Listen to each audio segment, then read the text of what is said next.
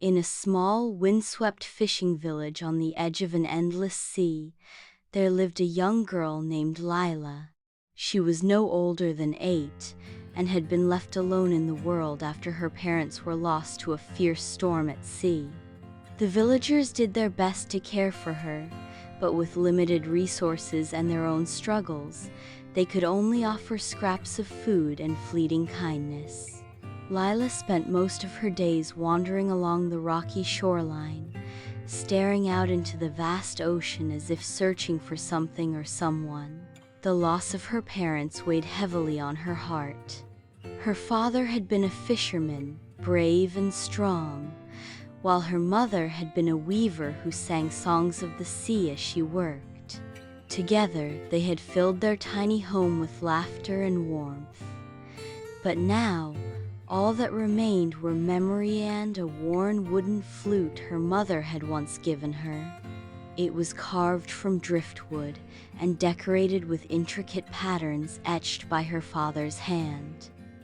Lila clutched it tightly whenever sadness threatened to overwhelm her.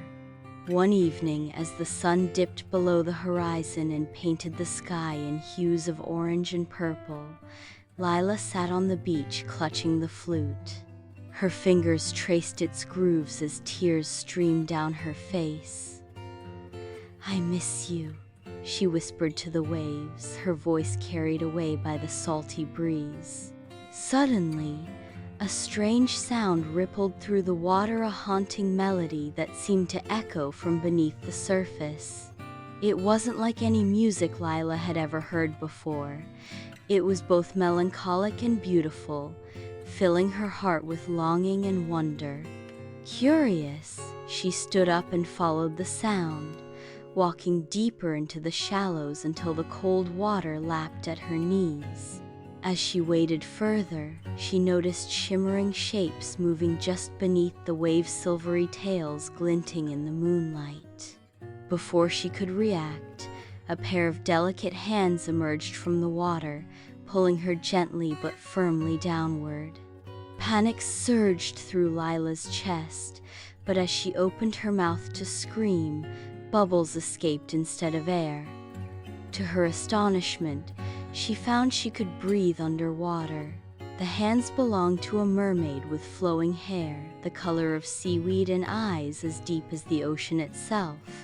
Around her swam others, men, women, and even children, all with iridescent scales and graceful tails. They surrounded Lila, their expressions kind yet curious. "You called to us," the lead mermaid said, her voice soft and melodic. "We heard your sorrow and came to see who cried so deeply for the sea." Lila blinked, unsure how to respond. I didn't mean to call anyone," she stammered. "I just miss my family. They're gone now, and I have nowhere else to go." The mermaid tilted her head thoughtfully. "You are not unlike us, little one.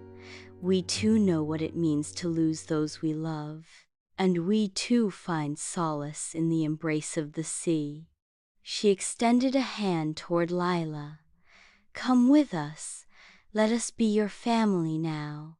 Though fear lingered in the corners of her mind, Lila felt an overwhelming sense of warmth and belonging radiating from the merfolk. Slowly, she reached out and took the mermaid's hand. The journey downward was breathtaking. Schools of luminous fish darted around them, casting colorful shadows across the coral reefs. Bioluminescent plants glowed softly, lighting their path as they descended deeper into the ocean's embrace. Eventually, they arrived at a hidden grotto, where towering spires of crystal shimmered under the dim light of glowing algae. This was the mermaid's kingdom, a place untouched by human hands, alive with magic and mystery. The mermaids introduced themselves warmly, each sharing their name and story. The leader, whom everyone called Marina, explained that they were guardians of the sea, tasked with protecting its creatures and preserving its balance. And now, she added with a gentle smile. "You are part of our family." Life among the mermaids was unlike anything Lila could have imagined. Their underwater kingdom glowed with bioluminescent coral and schools of fish that darted playfully around them. The merfolk taught her how to swim effortlessly using currents and tides, and they showed her how to communicate without words, speaking instead through song. Each note resonated with emotion, telling stories of ancient battles, forgotten treasures, and eternal love. At first, Lila struggled to adapt. Her legs weren't built for swimming like fins, and she often felt clumsy compared to her new siblings.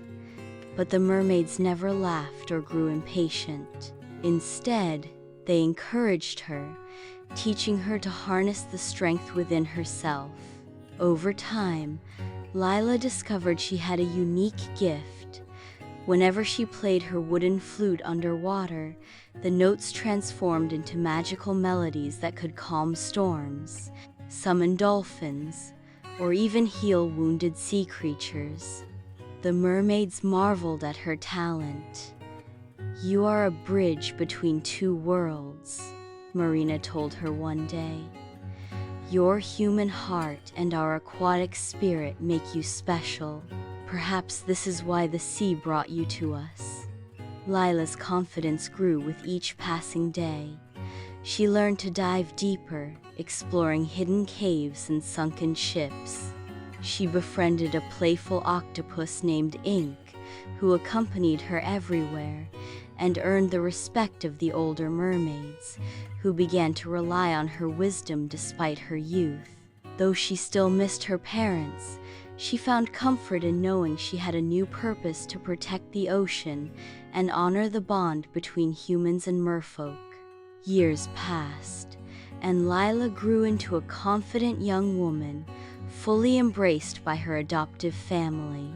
Yet, despite her happiness, she sometimes gazed longingly toward the surface, wondering about the life she'd left behind.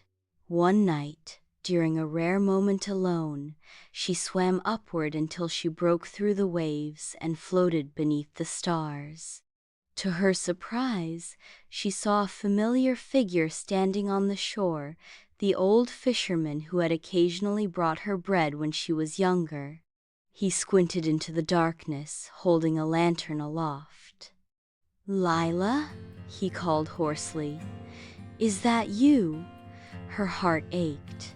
She wanted to answer, to tell him she was safe and happy, but she knew she couldn't return to the land not completely. Instead, she raised her flute to her lips and played a gentle tune that danced across the waves. The fisherman froze, his eyes widening as he listened.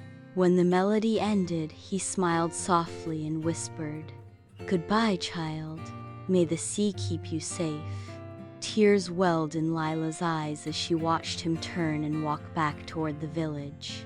Though she would always carry pieces of her past with her, she realized that her true home was here, among the mermaids, where she had found unconditional love and acceptance.